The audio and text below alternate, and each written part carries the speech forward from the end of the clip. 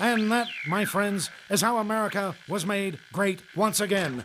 Breaking at this hour, Jimmy Sengenberger is currently at the crossroads of politics and economics. Radio broadcaster master, now the celeb on the web. He's the smarty of the party. He's in cahoots with the grassroots. Jimmy at the Crossroads brings you thought-provoking commentary, hard-hitting interviews, original satire, and the best bumper music known to man.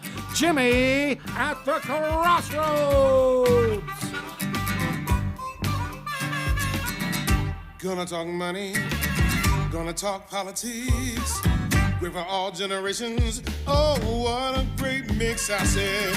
Gonna talk money, gonna talk politics, great for all generations. Oh, what a great mix. I got Jimmy at the Crossroads, making sense out of nonsense.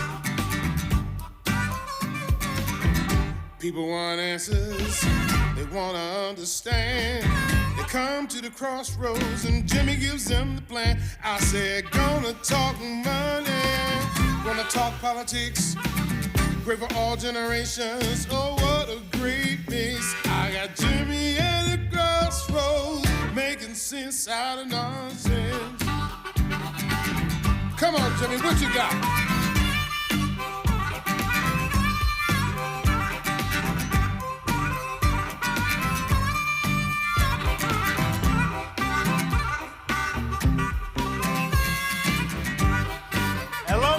And welcome to Jimmy at the Crossroads. Once again, I'm Jimmy Sengenberger, your host for the program. And it is, as always, a pleasure and a privilege to be with you. We are now streaming, in addition to Facebook Live, on YouTube. So be sure to subscribe to our YouTube channel, Jimmy at the Crossroads, where day in and day out we are making sense of nonsense and bringing you engaging, intelligent talk, saying style, again, right here on Jimmy at the Crossroads, in partnership with the esteemed Washington Examiner, which I'm always privileged to be partnering up with here for this very program. Tomorrow, by the way, we will have on Anthony Leonardi from the Washington Examiner and get some of the latest political news. They do excellent reporting and phenomenal commentary at the Washington Examiner. Check them out, WashingtonExaminer.com. So great to be with you today. It looks like maybe, just maybe, Congress is about to reach a deal for, I don't know what you want to call it, a relief package, a stimulus package, what have you. Whatever you want to call it, it looks like Congress is about to reach a deal. We will talk about this and get into some of the specifics here on the show. Should it include a bailout or relief for the oil and gas industry? We will talk with Daniel Turner, Executive Director of Power of the Future, about that. We will also be joined by Keith Nobles, who is author of the book, Our Dogs Did Not Bark, a Politically Incorrect Dystopian Tale. He was actually a contractor to the intelligence community for about 15 years, including during the last decade of the Cold War. He's got fascinating insights from a national security standpoint. For example, China. Remember the other day I told you about what happened on Thursday? Friday I went through and elaborated on this, and on Colorado politics in my local column here in Colorado for Colorado Politics, I spoke with, or rather shared my thoughts on what's going on in terms of China and their propaganda machine, which hit home here in the United States when I was blocked a video on Thursday. Well, it happened again yesterday, although Facebook handled it pretty darn quickly, which I appreciate. It was restored in just a matter of minutes after I disputed it. We're going to talk with Keith Nobles a little bit about China's role in all this and their propaganda machine. We'll discuss some of the economic policies from his standpoint and more. And then I always love sparring with Michael Hiltzik, who is a columnist for the Los Angeles Times. He's always fascinating. He's a big fan of Franklin Delano Roosevelt's New Deal. And as you recall, last week I published a column, op-ed for the Washington Examiner, specifically saying that coronavirus is no excuse for a Trump New Deal, and arguing against some of the expansive policies that we're seeing now. We will debate and discuss the economic policy discussion regarding how to respond to the coronavirus crisis with Michael Hiltzik, again, columnist at the LA Times, who will join us today. in our fourth segment on Jimmy at the Crossroads. Now I'm pleased to welcome back here every day. He's doing yeoman's work on Jimmy at the Crossroads, our producer extraordinaire, Nathan Matoush, a.k.a. Matoush Magic. Good morning, Matoush. How the heck are you? Jimmy, I'm doing great, my friend. Another day at Jimmy at the Crossroads. I'm looking forward to another spectacular show. It's good to have you here. We had a great discussion yesterday, and so far you're doing a fantastic job. We're still working out some of the kinks and getting used to the program, and you're multitasking right now, so I appreciate that. How you feeling today? You know, I'm feeling pretty good. Getting this multitasking down, it's going to take a little bit to get in the groove, but man, I feel like I had like 10 cups of coffee. I didn't even have coffee. And I feel like just from working at Jimmy at the Crossroads, I'm ready to go. Well, that's what we do here. We have fun. We are always exciting. And you know, that opening, by the way, for those who are new to Jimmy at the Crossroads, it's yours truly on the harmonica. And Biff Gore, who was a competitor on The Voice, I think it's season 6, he got pretty darn far. Second battle round, I think. He's amazing. His voice is incredible. His guitar work was fantastic. It was fun working with him to write an original tune. Really enjoyed that. Gotta love a guy like Biff Gore willing to partner up with me for an original theme song for this show, Nathan Matoush. Oh, that's right. I mean, every time we watch that entrance song, it's just like gets the energy flowing here. We're ready to go. But yeah, Biff Gore, what a voice. That dude's got a manly voice, my friend. It is fun. And I mean, I have to say, too, that in these trying times, it's good to cut loose, have a little fun with some music, and being able to play the harmonica is always a joy. Oh, yeah, and like we've said before, I gotta bring on my tenor saxophone one of these days. Yeah, well, I think that would be fun. You know, I always have my harmonicas with me. I have a case of 7. I'll prove it to you. See? I got 7 right here in this case, 7 harmonicas. Always on me wherever I go. I mean, those harmonicas are just a part of Jimmy Sengenberger. Without those harmonicas, there's no Jimmy Sengenberger, folks. That has become true. That has really become true. I mean, driving around, you like to practice a little bit here and there on the harmonica and have some fun. So it's always great. Oh yeah, definitely.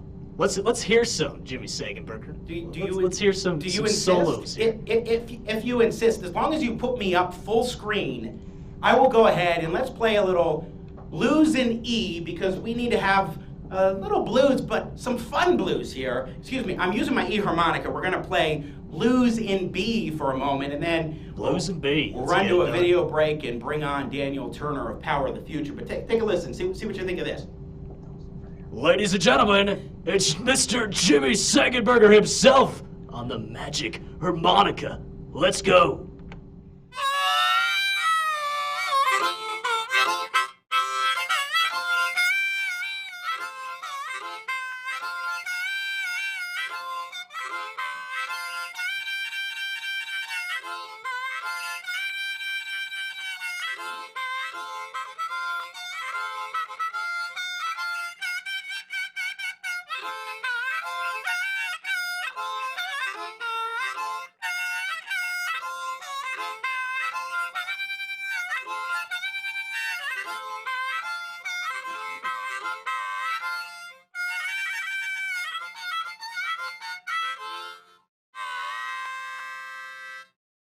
How was that, Nathan Matoush? Man, I tell you, if that doesn't get you going in the morning, I don't know what else would.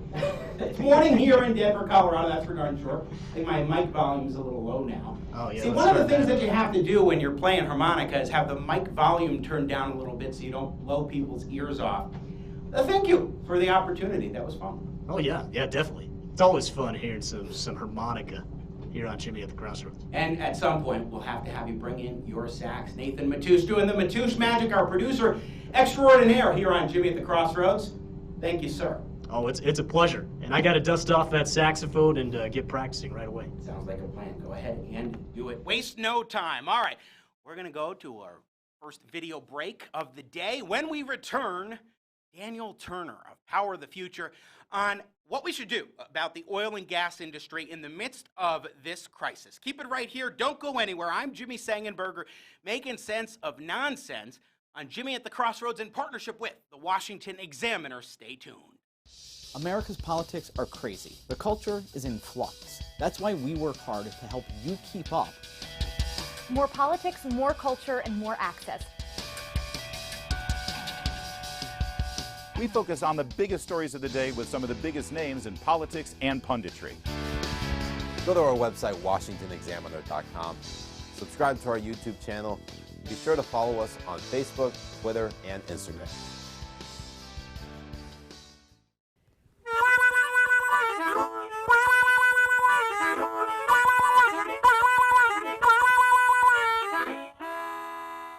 You know, if I wanted to go around town, take this harmonica, and become a musician, I don't need a license to do that. But if I wanted to be a barber or a cosmetologist, it'll take me thousands of hours of training and experience in order to get permission from the government to do just that. I'm Jimmy Sengenberger. Let's talk about occupational licensing.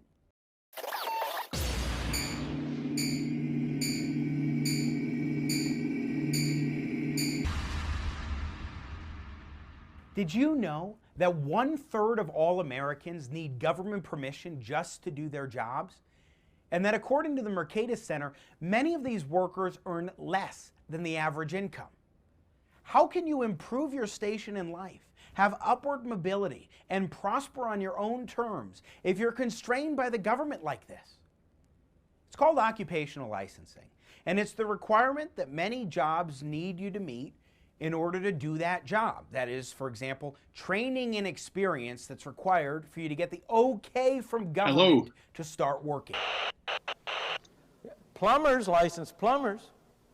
And if you really want to know the real function of licensure, of licensing all these occupations, all you have to do is go and see who goes down to the state legislature to lobby in favor of licensing.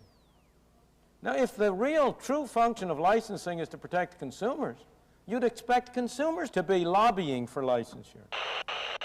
Now, this is something that hurts a lot of people. It's actually not helping people on the whole, according to a number of studies. For example, I can't hear you, but that's okay. Study found that most research does not find for now, that I assume. licensing improves quality or public health and safety.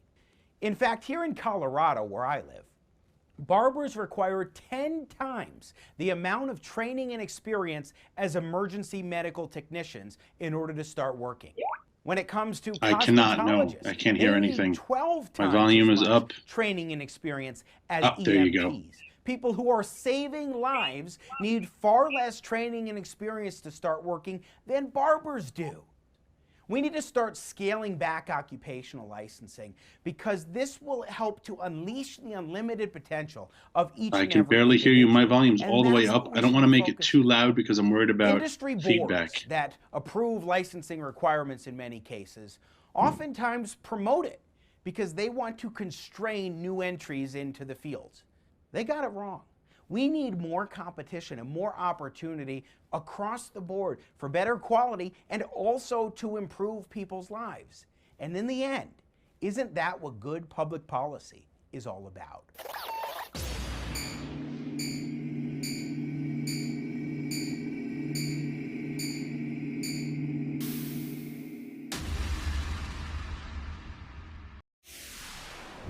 And now, the further future adventures of Starship Winkler. The Winkler is sailing to return Captain Jack Starbucks to his home planet when suddenly...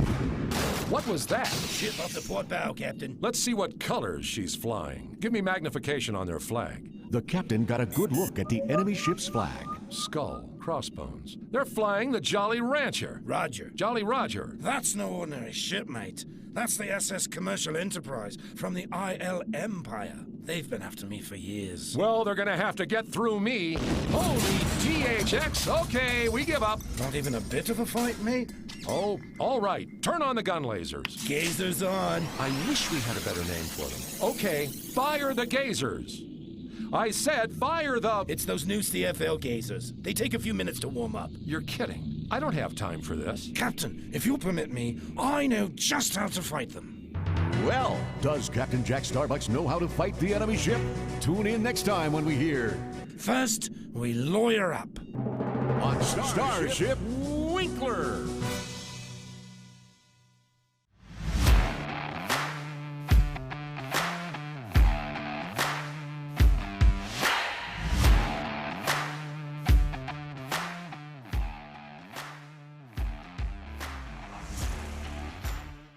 am Jimmy Sengenberger. Great to be with you here today for episode 8 on this Tuesday morning amidst a coronavirus crisis that seems to be getting a lot of people on edge, but Congress may be on the verge of a deal and getting something done as far as relief package, stimulus package, however you want to call it.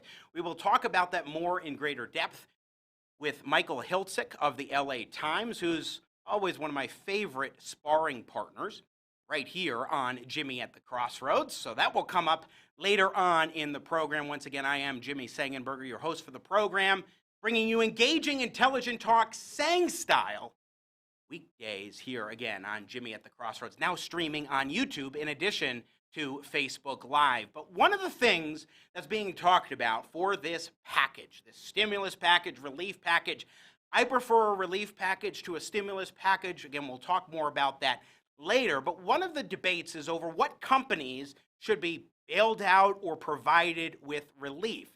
Should the oil and gas industry be among them? Our first guest today, Daniel Turner, Executive Director of Power of the Future, argues yes, they absolutely should, and he joins us now. Daniel, welcome to Jimmy at the Crossroads. It is such a pleasure to talk with you, and visually this time. We've done a few radio hits before here in Denver, where I broadcast from. It's good to have a face conversation now as well.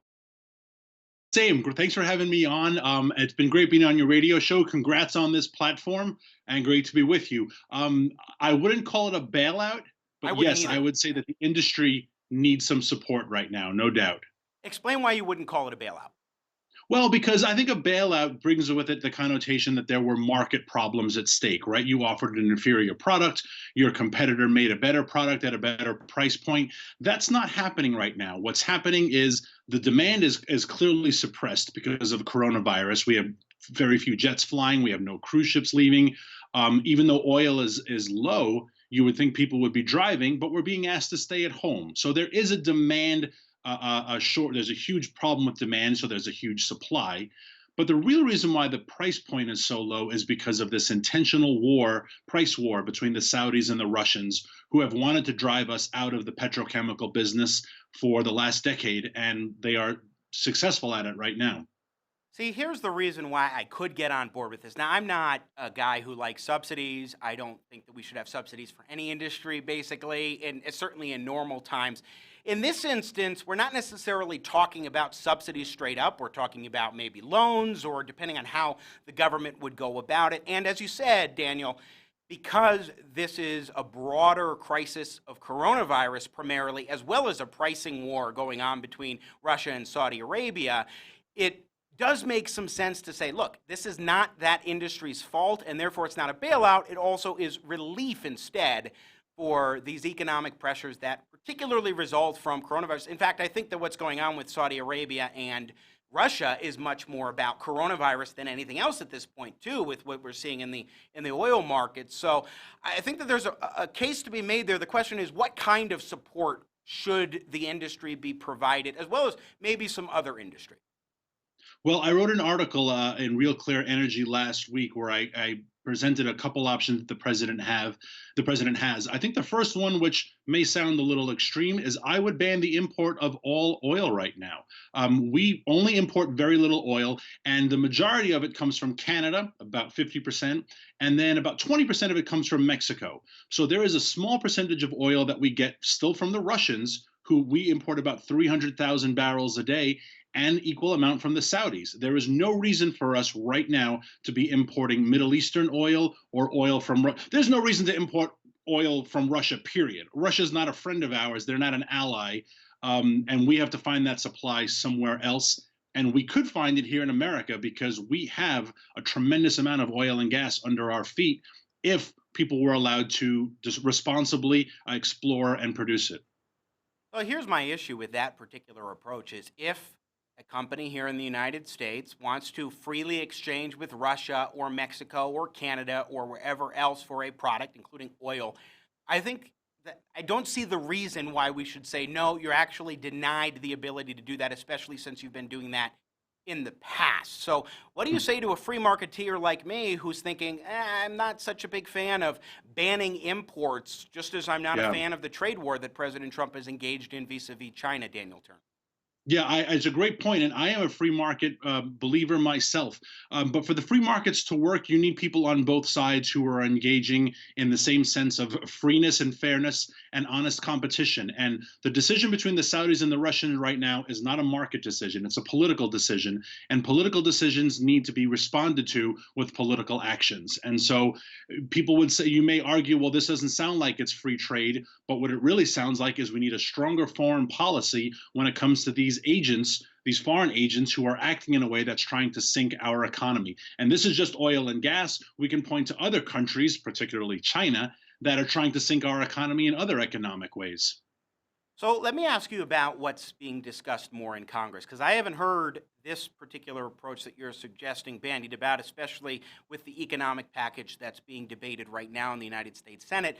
Right now we're seeing the idea of no-interest loans being discussed, this fund that Steve Mnuchin, Treasury Secretary, might get in order to disperse funds as support money to various industries. You didn't mention that. Are you favorable to including oil and gas among those who would get support from the federal government in this particular package, or are you strictly looking at the idea of banning imports from other countries? No. I mean, in my op-ed and in my personal belief, there are a number of things the president can do. I mentioned the first, but absolutely a second thing the president could do is help with financial support, which is really in covering short-term covering loans. And look, when you explore oil and gas, you're a guy from Colorado, you know the industry well. There is a tremendous amount of capital in the billions that goes into procuring the land, leasing. There are legal environmental restrictions and fees. You have to hire personnel. You've got to move equipment, right? So there is so much overhead sunk into this industry that when it is beyond a profitable price point, which is where we are way below a profitable price point, you're going to start seeing companies default on their loans. And so a short-term, and I like to call it a bridge loan, right? It's not saving an industry that is dying. It's not saving a product in a marketplace that doesn't want it. It is dealing with a short-term crisis, really a government-made crisis, because it is the government that is not allowing the industry and not allowing the consumer, us, to use their product. And so the government could provide some support. That's where I think this discussion about providing support, bridge loans, as you put it, Daniel Turner, again, Executive Director of Power of the Future, our guest, in terms of giving aid, giving support to these companies, including oil and gas, because it is not their fault that we have the coronavirus crisis right now and that government is shutting down so many different economic activities around the country, which as a result is also depressing the purchase of oil in our country, oil as well as gas, because what you're seeing is a lot of companies that are not operating, that are not having their workers come to work, so they're not buying gasoline as much at the pump. So it does make sense that oil and gas would fall under that. And then you made a very important point, which is that this industry is not one that is failing. In fact, the United States has become, just in the last couple of years, a net exporter of oil and gas, which is a sign of strength of our own industry.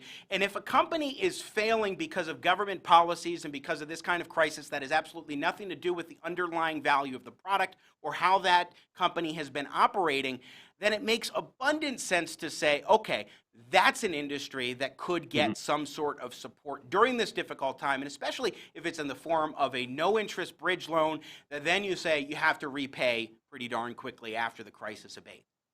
Yeah, and if I could link two things that you said just now, and if I could link them together, you said that as a free market person, you aren't in support of subsidies, you don't like subsidies, and you talked about a product that isn't failing. Well, let's tie that to what the Democrats, what Nancy Pelosi has tried to put into the stimulus relief package, which is huge amount of, really, you could call it a bailout, but they call it investments or they call it tax incentives. For the solar and wind and renewable industry, right? These industries would not survive without government subsidies, and they aren't in the huge demand that their proponents claim that they are. And that is why, interesting in this time of crisis, what is holding up, one of the sticky points that's holding up this legislation from passing is a tremendous amount of tax credits and tax breaks for wind and solar. It just really flies in the face of free markets and common sense. One thing I'm seeing liberals talk about is the idea of not picking winners and losers in this crisis, as far as, say, this fund that Steve Mnuchin, Treasury Secretary, may have created under the auspices of the Department of the Treasury or through other avenues. It is interesting hearing them say that, yet they do want to pick winners and losers because, as you point out, Daniel Turner of Power of the Future, it is the case that right now you have a lot of industries that may get support that were not succeeding without subsidies on their own 2 feet, yet this crisis is impacting those companies and those industries that were doing pretty darn well before this particular crisis. And so you are picking winners and losers effectively when you're saying we're going to give these industries that are not succeeding on their own merit support, but we don't want to give support to those industries that were doing well but are not right now because of this crisis and because of government policy reactions to it. Exactly. And with these subsidies, these tax breaks for the renewable industry, at the expense of support of our American domestic energy industry, 85 to 90% of the wind and solar industry is based in China. So when you talk about giving tax breaks to people who are buying wind power, solar panels, wind turbines, really what you're saying is let's send more money to China. And if they couched it in those honest terms, I wonder how successful this package would actually be. Daniel, what do you make of the politics of all this? Because in Washington, D.C. right now, we have seen delays on this legislation. Now I feel that it's getting worse after the Democrats have gotten their hands on adding to it. I already wasn't a big fan of many of the components of the particular package, but right now we've seen a lot of political games played over the past few days, whether we get a deal or not today, and it does look like there's likely deal to be made in the matter of hours, perhaps, at least according to Speaker of the House Nancy Pelosi. How do the politics play out in your view, or how are they playing out right now and impacting this legislation? I think one of the interesting things coming out of the coronavirus crisis when this is done, and I hope it's done soon, and of course we mourn the loss of life and the suffering of many people, but we will come out of this. But one of the things I think Americans will learn is how cumbersome and inept government actually is. And I applaud the president and government leaders who are trying their best in this moment, but look at what president has done in terms of foregoing a lot of the normal regulations so the CDC can work on vaccines quicker, so that companies can produce masks and ventilators quicker. It makes you wonder, why were all these blockades in there to begin with? Why was the EPA, which has now given permission for a number of new disinfectants that can kill the coronavirus, why was the EPA stopping it to begin with, right? So you wonder if, because of the fact that tens of thousands of bureaucrats are literally forced to stay at home and not at their desks stamping bills and saying, no, you can't do that, I didn't give you permission.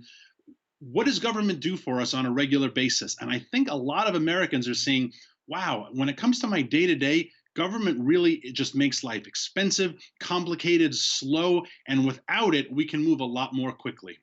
Daniel Turner, our guest, Executive Director of Power of the Future. Excuse me, just a couple minutes left with you. And I think that the point that you raise is a very salient one, but I wonder the extent to which the American people who are simultaneously looking to government for aid are comprehending the point that you're making, understanding that government impediments are making it more difficult, while simultaneously looking to them for aid.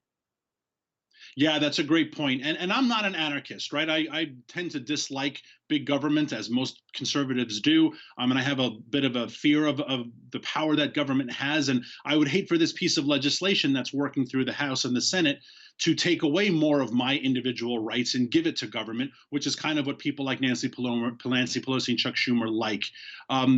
But hopefully Americans will understand that government necessarily isn't the answer, and they'll also return to federalism. We're seeing some governors step up to the plate in great ways, and people are saying, wow, look at how successful this governor's being. Even Governor Cuomo and Governor Gavin Newsom, who aren't necessarily friends of the president, are working in coordination with him. And maybe the citizens of California and New York, and I'm a New Yorker, maybe these two great liberal states will realize, boy, maybe we should have more local control and have DC have less power. And if DC becomes less powerful as a result of this, the world will be a better place and I'll be a happier person, that's for sure.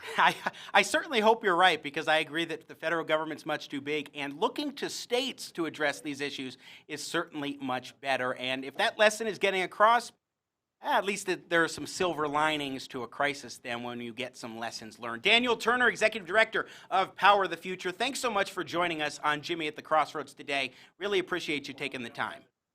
Thanks, Jimmy. Congrats on the show and happy to be on with you. All right, thank you. Once again, Daniel Turner joining us here on Jimmy at the Crossroads, Executive Director of Power the Future. Some very important salient points that Daniel made in our conversation about lessons learned. Now, I am not on board with the idea of an import ban, but I do think that providing support for industries that are struggling as a result of this crisis is of value and note, particularly because it's the result of this crisis, and you want to keep workers. The Heritage Foundation has done a great job making this point. You want to keep workers tied to their jobs and not reliant simply upon the government. Now, I do believe that we should expand unemployment insurance to furloughed workers right now, but that isn't the same thing as saying we shouldn't be encouraging workers to remain part of their company.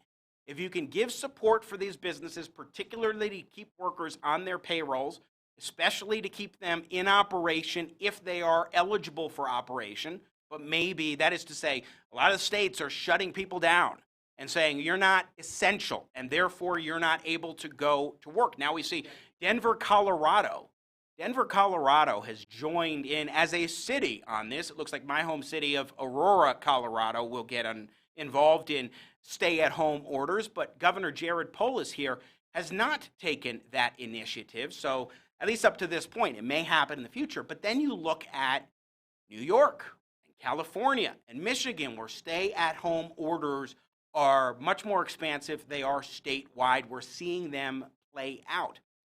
So states are taking their own initiatives, but as a result, there are certain industries and businesses that cannot work because they're lacking customers, even if they qualify for essential, or they are considered non-essential. And being able to provide some support for those industries makes some rational sense to me. It's also how you do it, though.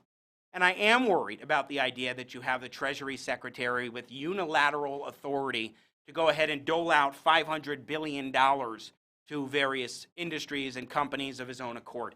There is some concern to have about that, but providing no-interest loans to businesses does make sense, particularly if they are deprived of income, of capital, to even keep their employees working and what have you, or on their payroll because of this crisis. So it does make sense. We need to get liquidity moving around, but it's how you do it that matters just as much as the fact that you do it. We'll talk a little bit about this in the next segment with Keith Nobles, author of the book Our Dogs Did Not Bark, a politically incorrect dystopian tale. Rather, it's a novel, not just a book. And I'm looking forward to having that conversation. We'll talk about China and more with Keith. And then we will hash out. One of my favorite sparring partners is LA Times columnist Michael Hiltzik. He will join us in the third segment. So we're going to run to a break here on Jimmy at the Crossroads. We will be back. I'm Jimmy Sengenberger in partnership with the Washington Examiner. Stay tuned. Concerned about that trade deficit? Looking for that magic solution? I'm Bill of Goods for ScamWow, the tariff towel. It's like a tax. It's like a fee. It's like a penalty. This tariff really sucks up the trade deficit. And the jobs we'll save are tremendous. This is for the House, the Senate, the POTUS. You'll be saying crap every time you use the ScamWow tariff towel. Look at this. It just does the work. Why wouldn't you want to pay twice the price for that washing machine? How much would you pay for this tariff? It'll make this microwave seem like it's brand new. And at only twice the price. Look at the way the tariff towel cleans your clock. Wow, look at that. So clean, you can see the future. You can see future tariffs coming from a mile away. Look at the way it polishes these stars. Boy, if that don't make you feel patriotic, huh? I love paying extra. I don't even worry about it anymore, since the trade deficit will go down. Look at this tariff. I love this tariff. It's like a security blanket. All I can say is, scam, wow! ScamWow compels other nations to use their own tariff towels on our stuff, making our goods more expensive overseas. Whoopee. The micro tariff is for everything, for lumber, for steel, even solar panels. It'll melt that trade deficit down. I don't know. It sells itself, America. The ScamWow sells for 25%. But if you call in the next 20 minutes, because we can't do this all term, we'll give you the second tariff absolutely free. That's 4 tariffs for 25%. And it comes with a 5-year warranty. Here's how to order. Call 1-800-RIP-YOU-OFF. ScamWow is not available in capitalism and is made in Washington. Beware of ScamWow grift. 1-800-RIP-YOU-OFF. Call now. He let me out of the museum, so thanks. Good. That's why. Listeners have been asking for more engaging, intelligent talk, Sang style. And guess what, folks? We're going to bring it to you. We are just getting started. Hi, Tom. Gee, you look terrible. I feel terrible. Achy, fevery, nauseous. Ooh, that's too bad. You know, you ought to... Chills, stuffiness, bloating. Yeah, you know... Scratchy, gassy, drippy. I know. Say, Tom, you should try Wearaflu. Wearaflu?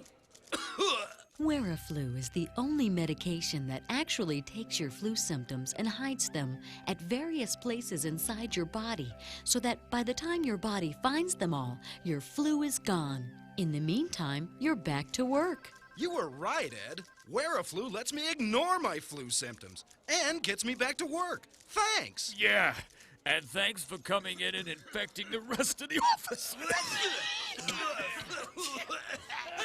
Come out wherever you are with Wearaflu.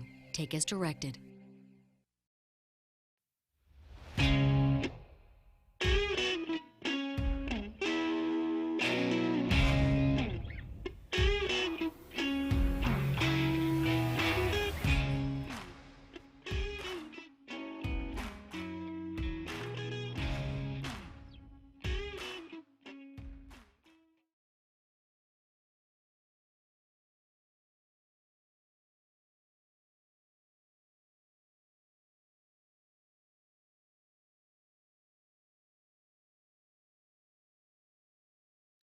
Please bear with us, folks. We will be right back on Jimmy at the Crossroads.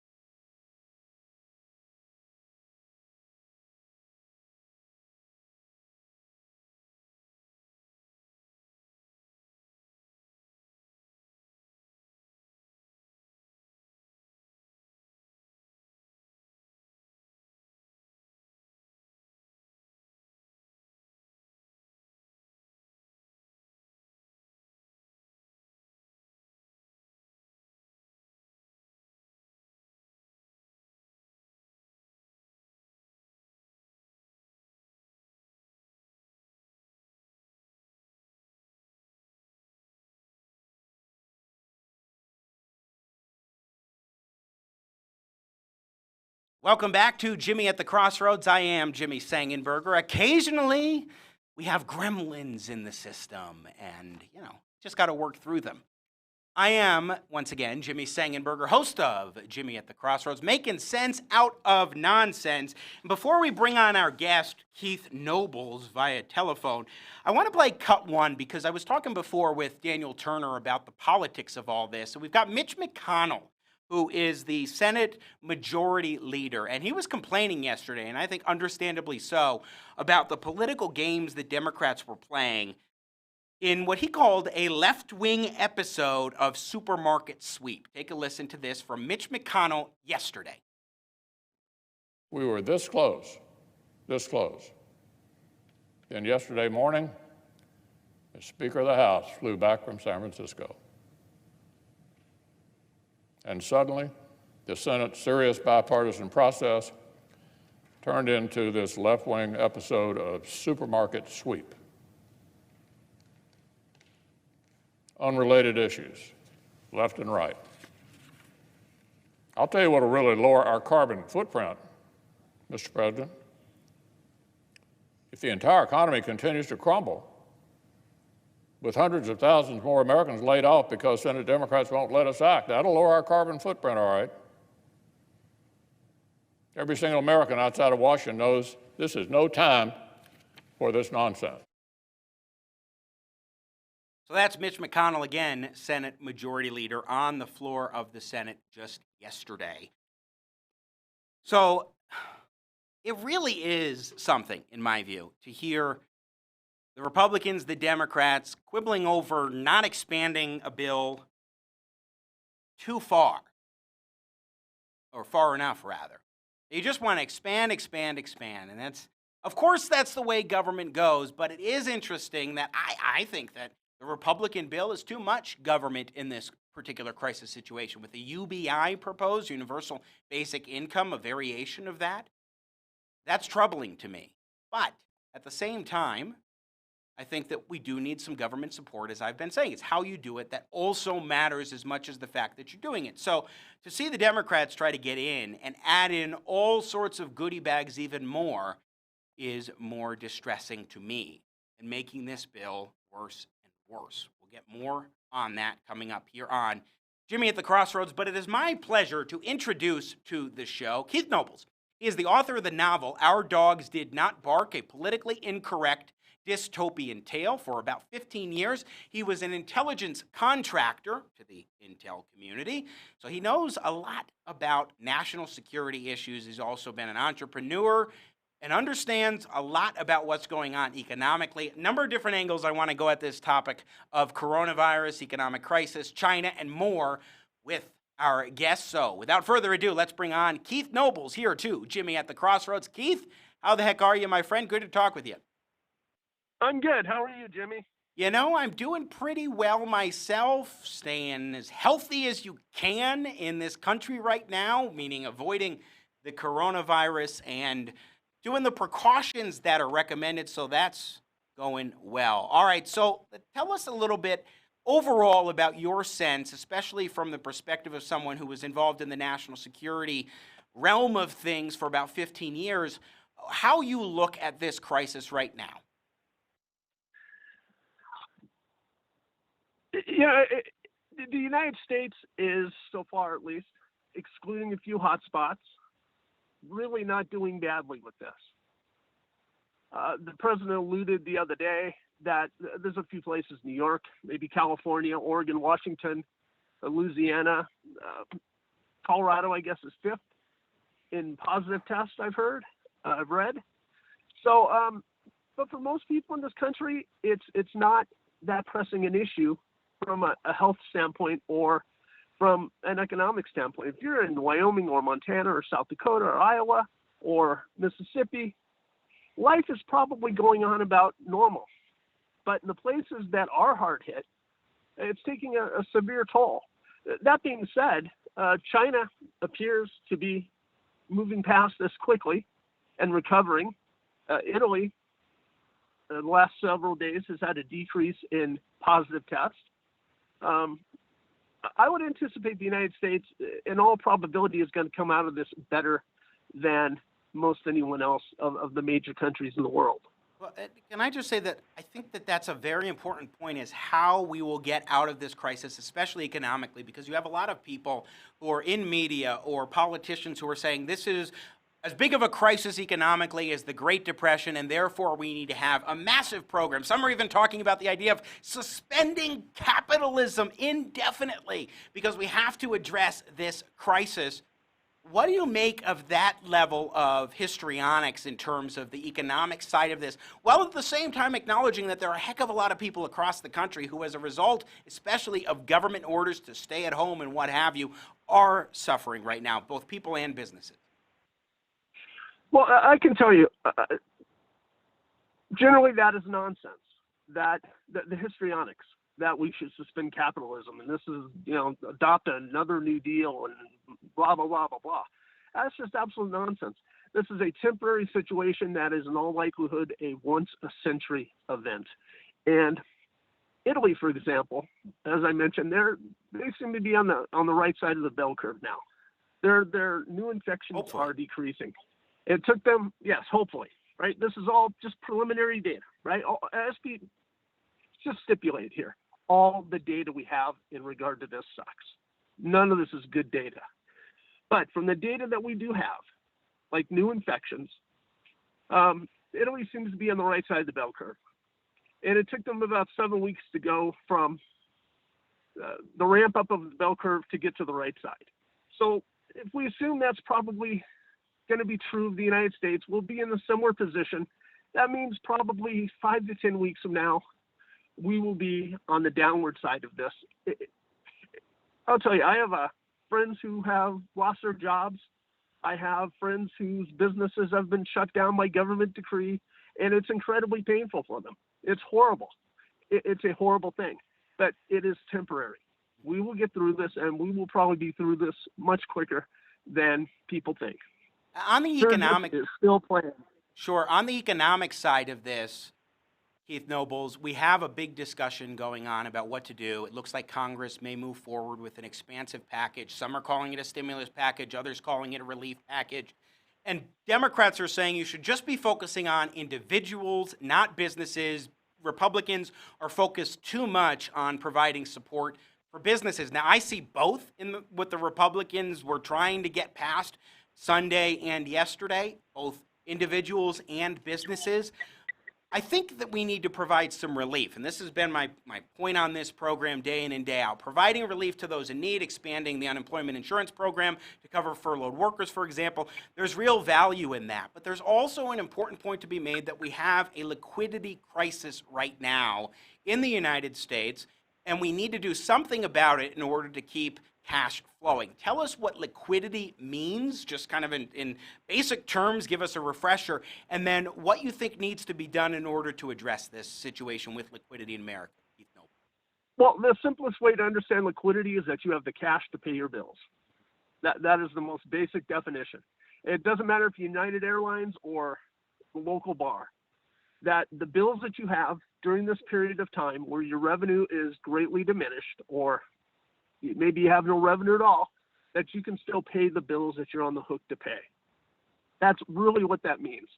And I would support, I'm not a fan of the current system, but within the current system we have, and knowing that in the next 90 days we're not going to change this system, I think it's important the federal government makes sure that these businesses have liquidity. And I think two things I think they can go about doing that, one of which is deferring taxes and fees. So these businesses don't have to pay out of pocket now when they have no revenue to the government. Okay, that's number one. What about the second point? It looks like we might have lost Keith Nobles here on Jimmy at the Crossroads. We will work to get him back here on the program. And I think the point that he made about deferring taxes is one that makes absolute sense. Because right now, if you have no cash flow coming in and you have to pay taxes into the government, that is debilitating, to be sure. That is absolutely debilitating. And we cannot have the government taking tax revenue from companies that are not making any money. So deferring taxes certainly is one important point. Keith Nobles, are you back, my friend? About that. No problem. All right, go ahead again. Keith Nobles, author of the book, Our Dogs Did Not Bark. What were you saying? Point number two after the first point about deferring taxes and fees. Yeah, deferring taxes, and like I said, the most basic thing to understand about liquidity is these businesses have cash to pay their business or pay their bills. So if the government were to introduce interest-free loans, within the current system we have now, I could live with that, and I think that would be a great idea. I think those loans to businesses should be available across the board. If you're a local bar or a local haircutting place, or if you're United Airlines.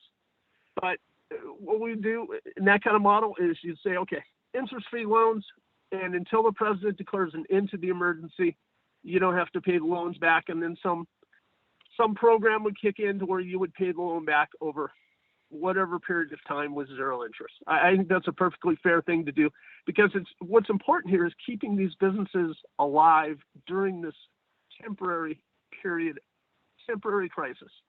Because what you want is when the crisis is over, these businesses to be alive to recall the workers.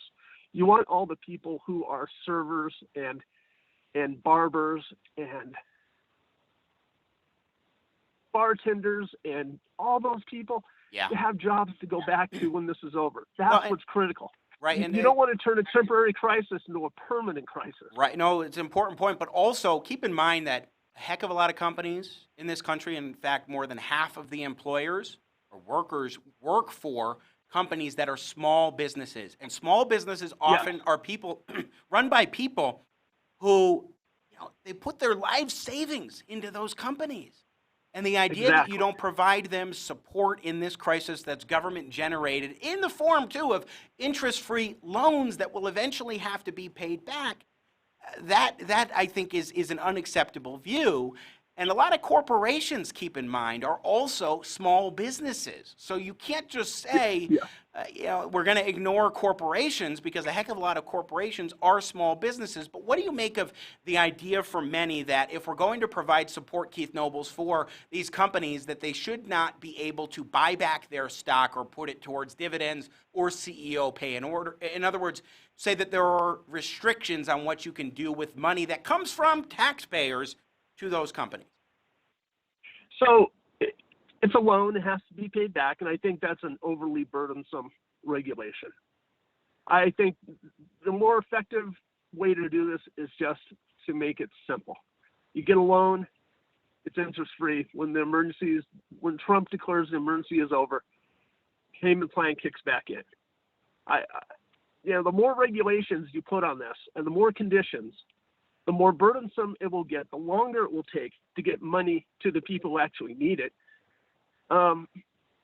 It's just, the simpler this is, the better. I mean, it's a very temporary situation. We will probably be past this in a matter of weeks.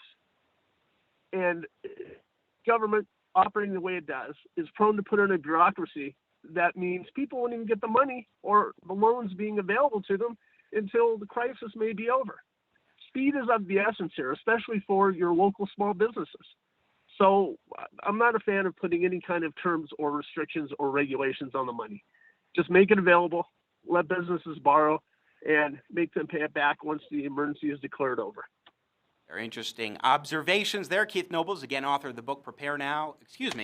That's another guest. Author of the book, Our Dogs Did Not Bark, a politically incorrect dystopian tale. It is a novel. See, I'm going off of memory here, Keith, so I try to keep all these pieces together. All right, let's shift gears here to national security issues. So as you know, last Thursday's show, after I broadcasted the program, Gordon Chang, noted China critic, was one of my guests. Actually, in that day, he was the only guest that we had for a shorter broadcast.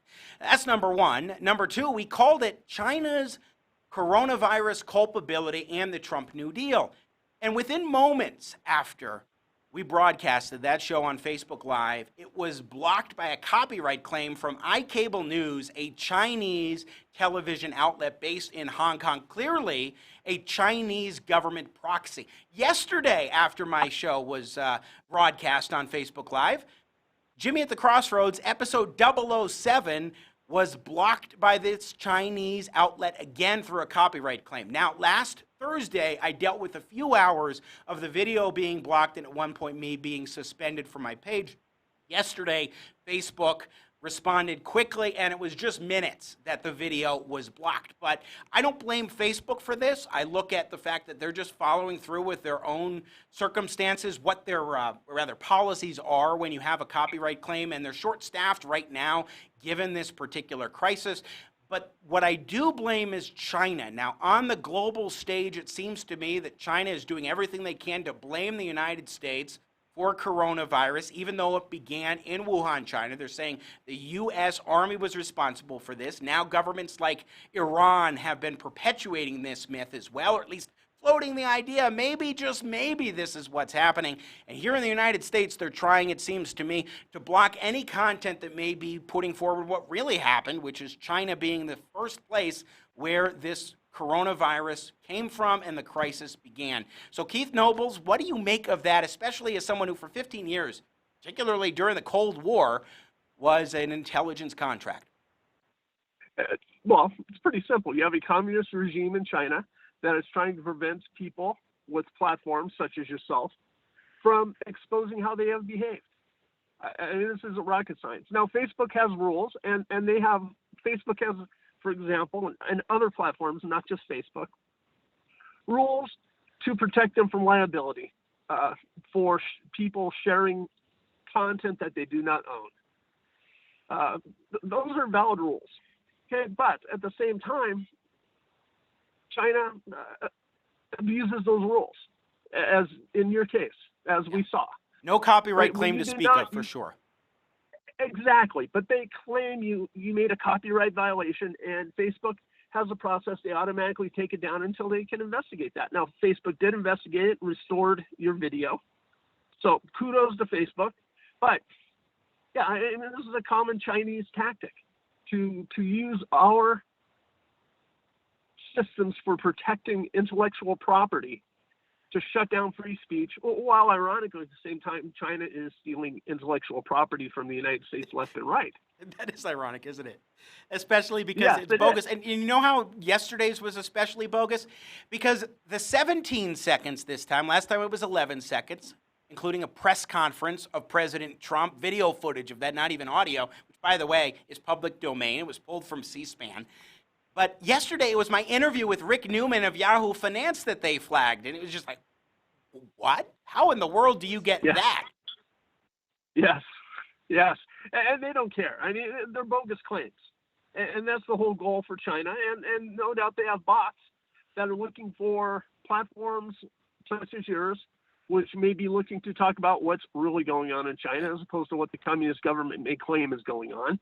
And to flag them, to make themselves a nuisance, to make your life more difficult. So I want to ask you a question. We're wrapping up here with Keith Nobles, our guest author of the novel Our Dogs Did Not Bark, a politically incorrect dystopian tale. And he was a contractor to the intelligence community for about 1.5 decades, including the last decade of the Cold War.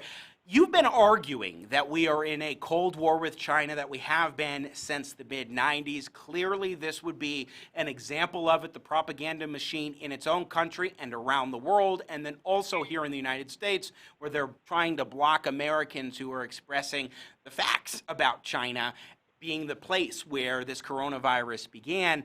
2 questions. Number one, why do you think it's actually important for us to call a spade and say, actually, this did begin in China, as opposed to ignoring it? President Trump is trying to highlight this. And also, what should the United States do to respond to this? Is it really just highlighting and making sure that it's known that China is where this began? The United States does not intentionally introduce this into Wuhan and what have you? Or is there something else we should be looking at, Keith Nobles? Well, so I'm a free market kind of guy. As am I. And the free market is going to end up addressing this. Just to look back real quickly, a little history. In the 1920s or early 30s, the Soviet Union invited companies from Europe and the United States to build factories in the Soviet Union. And in fact, Henry Ford built an auto factory in the Soviet Union. And none of that worked out for the Europeans or the Americans for many reasons, but primarily because they're communist countries. Communist countries have never existed premised on any kind of reality. They exist premised exclusively on force, and they exist on propaganda. No one would voluntarily live under a system like this. And so what's going to happen here, I think, is we're probably going to see some retraction of American industry out of China. Americans certainly want to sell into China, and it's certainly been very inexpensive and regulation-free to manufacture in China. But there's probably going to be some rethinking of this, and not just because of the virus, but because of how the Chinese government has behaved in regard to the virus. There's a lot of talk that, especially with pharmaceuticals, our pharmaceutical industry is far too dependent on China. The president has said China is cooperating in that regard, and that's good. But I think there's going to be a great rethinking here about what the relationship is with China. And I don't mean just the government-to-government relationship. I mean the market relationship. We're having, And we will have some continued disruption in supply chain here. And that's going to cause people to rethink some of that. But on a similar note, what we have found here in Colorado and nationally is a suspension of certain laws and certain regulations in this emergency. And I think when we're done with this, it's going to be a very valid question to ask, why did these laws and regulations exist in the first place if they were suspended in an emergency? And of course, the primary reason why China is more attractive to do manufacturing than the United States is our taxation and regulation regime. It's not the price of labor. It's that you can get things to market so much quicker in China than you can in the United States. And so there's a lot of things here. When we get through this crisis, that's going to be fair to sit down and reevaluate and rethink. And I certainly hope that happens. I think companies are going to be driving that.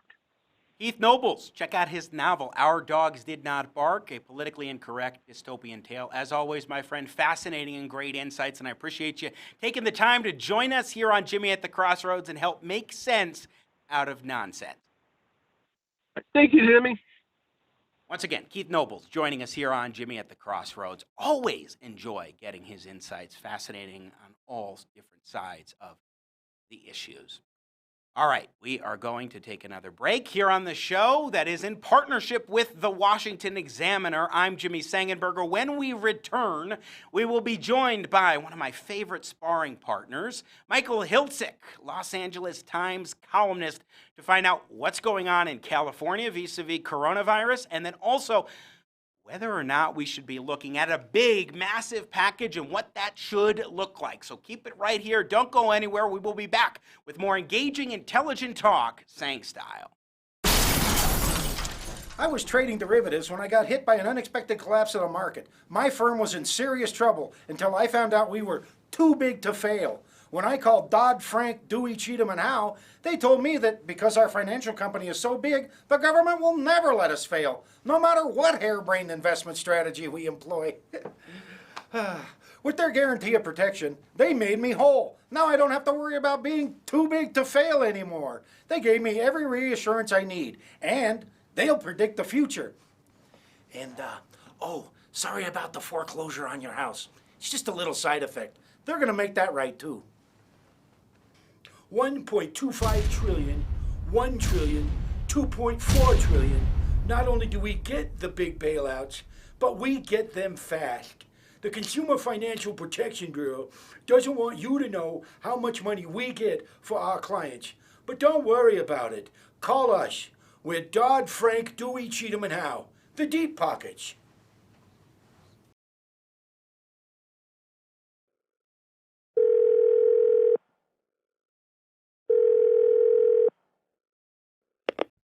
Hello, Jimmy. This is President Ronald Reagan, calling from the great beyond on your hotline. It's a different number than the one I used to contact Mr. Gorbachev, but it's no less important, especially at this kind of time. Well, Nancy and I, we stay on the ranch now here in heaven, and we're your biggest fans. We sit out on the porch there, and I'll have my Nancy, bless her heart, she makes me some tea, and we listen to your show, every minute of it. We fully support you in what you're about to accomplish in the future. Nothing but peaceful progress. Some people say, well, what will Jimmy do now? Well, stand by, because you're going to see some real fireworks. This young man has so many great ideas, and so forth. Why, I hate to interrupt, Ronnie, but let me just say this about that. I couldn't agree more with the way that you and Nancy feel about this entire thing. Jackie and I have been observing and listening to the Sengenberger show, and with regards to that, he's on the edge of a new frontier. No looking back, and I declare that by the time this decade is out, he'll have a syndicated show that will spread all the way across the universe. Oh, well, Jimmy, that was Jack Kennedy. He likes to get every word in edgewise. I tease him a lot. He likes to go out on my boat there and tool around on the sailboat Well, Nancy brings him lemonade. He enjoys it. Yes, we're both, all of us are big fans. Oh, well, Jimmy, it seems that Nancy's ringing that old chuck wagon dinner bell, and it's time to go get all the fixins. Coming, Mother. So, we'd just like to say congratulations. Well done. In closing, I'd like to say that if you ever run into an obstacle that seems too big or too daunting, well, I'll say this. Mr. Sengenberger, tear down that wall. America's politics are crazy. The culture is in flux. That's why we work hard to help you keep up. More politics, more culture, and more access. We focus on the biggest stories of the day with some of the biggest names in politics and punditry. Go to our website, WashingtonExaminer.com.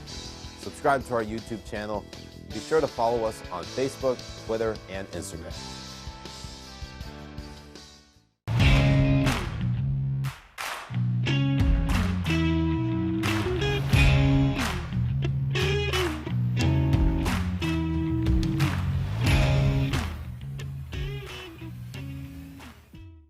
Welcome back to Jimmy at the Crossroads. I'm Jimmy Sengenberger, your host for the program, bringing you engaging, intelligent talk, Sang style, in partnership with our friends at the Washington Examiner, who provide excellent reporting, great commentary, day in and day out at WashingtonExaminer.com. So great to be with you, as always, talking about the important issues of the day. And we are still awaiting an agreement in Congress over coronavirus response. What will actually go into effect? And let's take a listen here to Nancy Pelosi earlier today on CNBC, talking optimistically about an agreement to be had. This is cut 4 as you're watching Jimmy at the Crossroads. I think there is real optimism that we could get something done in the next few hours. The Senate bill, the Senate Democrats have done a great job of taking the bill from a place was trickled down for workers. It was about corporate America. We're about the workers because this is where the economy thrives, where people have confidence in having an income, having a paycheck, and then willing to spend. As in a consumer economy, we believe that this is not only good for the workers, the right thing for the country, but also good for the economy. So the question is, who has the leverage? When they put out their bill, it was all corporate America. With all due respect, that corporate America is the creator of jobs, but nonetheless, unless we were looking out for the workers, that we were never going to have a solution. And that if there was money given to large entities, that they would not have buybacks, bonuses, dividends, CEO pay, that kind of thing. But putting that aside, even that the workers' rights would be respected within that use of that money. We've made big progress in that regard. In terms of the oversight of the slush fund, the $500 billion for the secretary, I'm very happy that it appears the Senate is taking the House language of oversight, which was we had the language in common that we would have an inspector general strictly to have oversight over that money, A, and B, we would have a congressional panel appointed by us of 5 people, constrained, but nonetheless to have oversight over that. It's similar to what we have done in the past, but that was major, shall we say, overarching concern. Once again, Nancy Pelosi this morning on CNBC expressing some optimism and detailing some of the key things that she would like to see. So, what are we to make of the debate in Washington, D.C.? Is a Trump New Deal, as if you were to pass something like that, that's what the public, I think, would think of it as more than anything, associating with the President of the United States. But is a New Deal at this point in time the appropriate remedy? What should we be looking at? And also, What's going on in California right now with their own stay-at-home orders around the state of California? Let's talk about it with one of my favorite sparring partners, LA Times columnist Michael Hiltzik, who joins me here on Jimmy at the Crossroads. Michael, hello, sir. It's good to talk with you. Thanks for joining us. It's my pleasure, Jimmy. So let me just ask you first about California. Tell us what's going on there and how things are like for most people in the state. Well, it's hard to say from where I'm sitting since we're all basically on lockdown. Essentially, that's where we are. You can go out to your pharmacy, your grocery store, some other essential retailers, banks, what have you.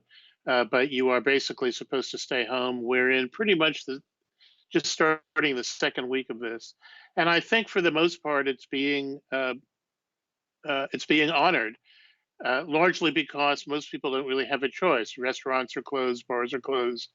Most offices have instructed whichever of their employees can work from home to do so. So that's where we are. I think the earliest indications we have is that this is probably working, but we won't really know for probably another week, maybe 2 weeks, when we really see the impact on hospital admissions and testing. Again, we're talking with Michael Hiltzik, LA Times columnist, joining us via Skype.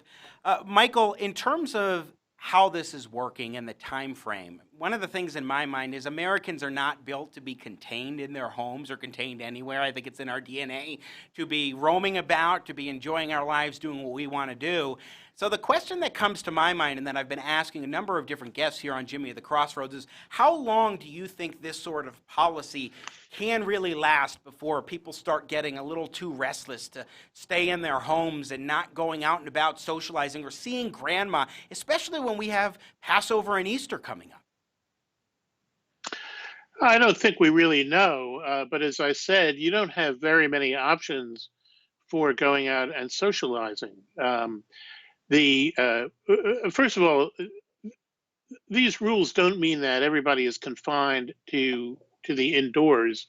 In fact, our governor, Gavin Newsom, has, and other advisors have said, go out, take a walk. Obviously, some of us have to walk our dogs. So there are a lot of opportunities for actually getting out and getting some fresh air. And I think, I can certainly tell you in my neighborhood, a lot of people are doing that. But most people are also complying with the obvious rules. Stay 6 feet away from anybody else. Wash your hands frequently. Don't touch your face with what may be contaminated hands. So I think people are still getting used to it, but they are getting used to it. And I don't know how long this will last. The schools are going to be out probably until May 1st. So children are at home. People will be experiencing cabin fever, and everyone will have his or her own methods of dealing with that. But I don't see any indication at this point that that there's a groundswell of opinion that we should be breaking these rules. I think everybody is sensitive to the fact that this is necessary if we're not going to overload our hospitals to the point that they can't deliver basic services to people who need them. All right, Michael Hiltzik, let's shift gears to the economic side of all of this. So we heard Nancy Pelosi earlier today. She is doing what she can to add in more and more Democratic components to this bill that is being debated currently in the United States Senate. We saw the Speaker of the House intervene in the Senate side of this on Sunday. Republicans were very optimistic that a deal would be reached. They'd be able to approve a bill on Sunday. Obviously, that didn't happen. They're still hashing it out today, but you heard Pelosi's optimism there.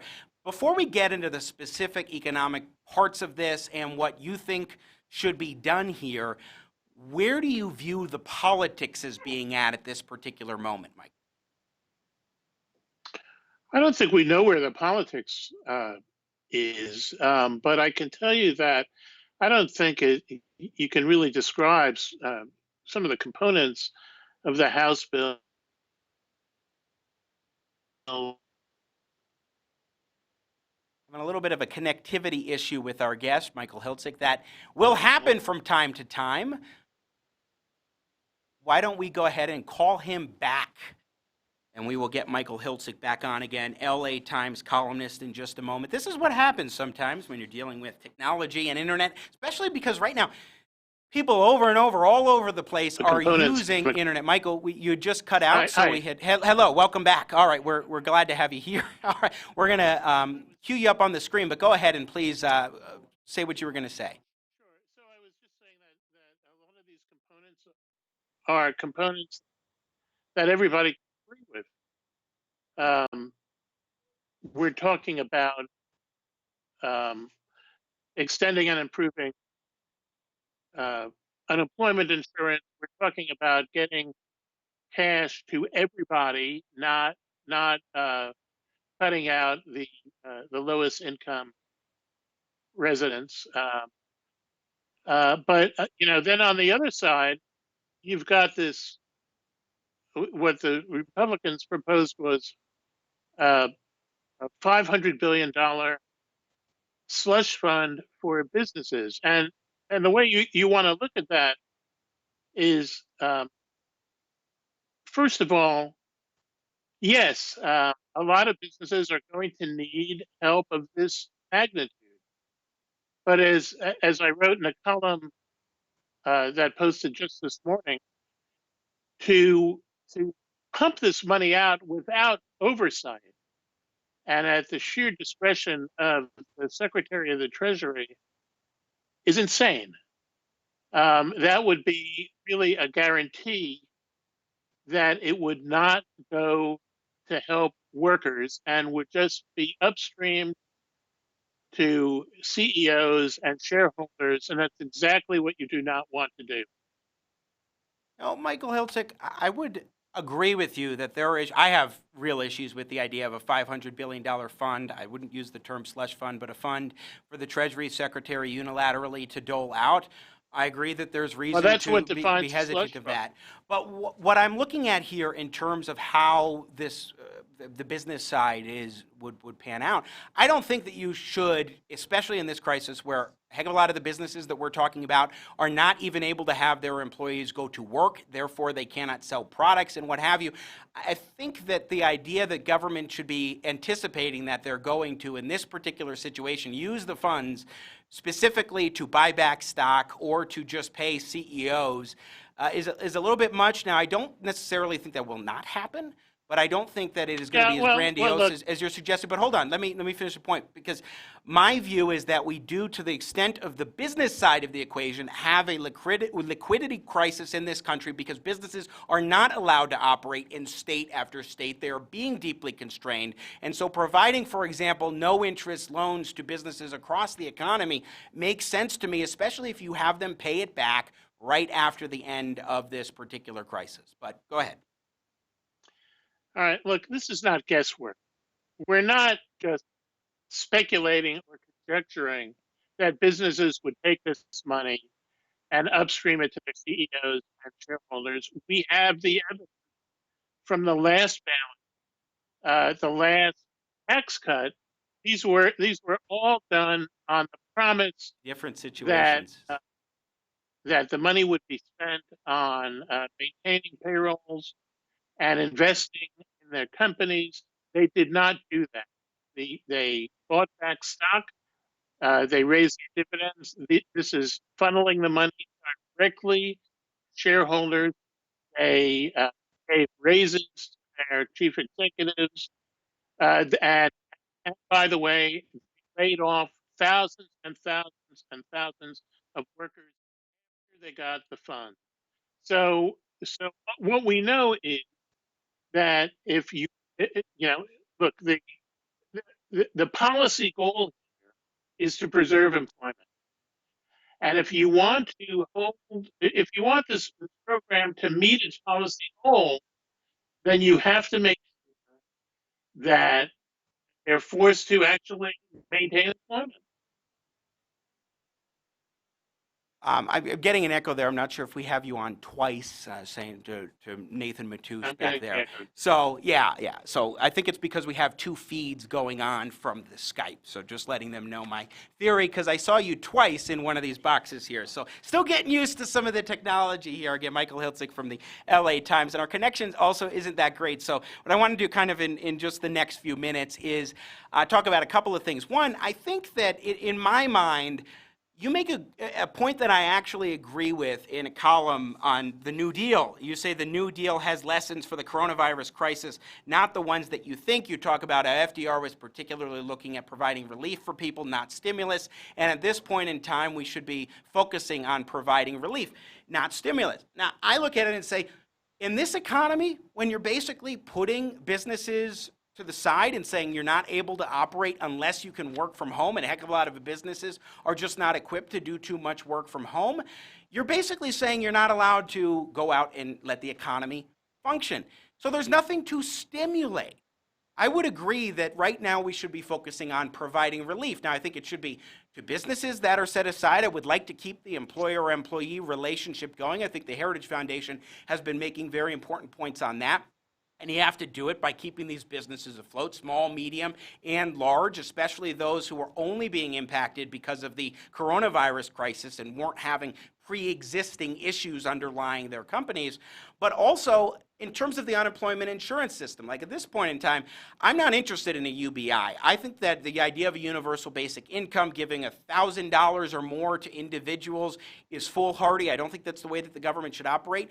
But providing unemployment insurance support for workers who have been set aside by their employers, furloughed temporarily or out of work, I think that that does make sense, especially because it is the government in response, rightly or wrongly, to this crisis that is saying you cannot work.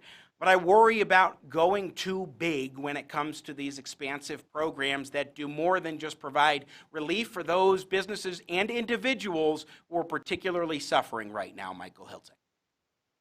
All right. Well, let me point out that the point of the column that you cited, which was a look at how the New Deal handled this, and this was drawn from a book I wrote about the New Deal a few years ago. Give us the name, by the way. What was the name of the book? It was called The New Deal, A Modern History, and it's still available. It's still very much in print. But the point that I made there was that not that that it wasn't necessary to have stimulus in the New Deal, but that until 1937, 1938, which was toward the end of the process, Roosevelt's and the New Dealers' main concern was sustaining the workforce through the turn down. That meant making sure they could pay for food on the table, that they would have shelter, that they would be able to buy clothing. So some of the most famous programs that came out of the New Deal, the Civilian Conservation Corps, the WPA, the PWA, the CWA, all these alphabet agencies, which were designed to provide work, often make work. It wasn't necessarily aimed at building up production, but it was aimed at getting checks to households so that they could continue to live until the economy turned around. And that's exactly what happened. And this was not only good for the recipients, the households that were getting the money, it was good for the economy because it kept money in circulation and it kept the economy from drifting even deeper into depression. Now, eventually, I mean, even from the start, there were attempts at stimulus, but the real serious stimulus came, as I said, in 1937, 1938. And I think that's the model that we should be looking at now. The primary concern right now, and for the next few weeks, maybe the next few months, is making sure that households have money to pay their rent, to buy food, to pay their credit card bills, to pay their mortgages, while they are sitting at home, and many of them are not working and not receiving paychecks from their employers. we do need, and we're going to need more stimulus, but it's not right at this moment job one. Job one was getting cash out to households, and I think the measure that's really coming together on Capitol Hill right now will do that. But we don't want to do it in a way that basically squanders the rest of our resources by funneling out basically to businesses that may in fact not need it. Michael Hiltzik, again, our guest from the LA Times, just a few minutes left with you. And I will say, again, that I agree in terms of relief, not stimulus at this point in time. But the problem that I have is the kind of programs that they're talking about here and some of the particular restrictions on the businesses. I think that you need to be able to provide this liquidity into the system to give out these no interest loans. I also like the idea of our last guest, Keith Nobles, who suggested deferring taxes and fees from these companies for the time being, because if you don't have any revenue coming in, then you shouldn't be forced to pay the taxes going out to the government at this juncture. I think that would be helpful. But I also am not on board 100% opposed to this idea of a universal basic income, even on a temporary basis right now, because I think that this is something that we shouldn't be looking at in terms of the federal government providing this expansive sort of program. But I'm wondering on the UBI component what you think, and then also about the expense here that we're talking about. Do you think that money is an object at all, or is it go ahead, do $2-3 trillion, whatever it is, in order to provide not just relief to those who are out of work right now and businesses that are particularly struggling, but providing, say, a UBI across the board or just about across the board?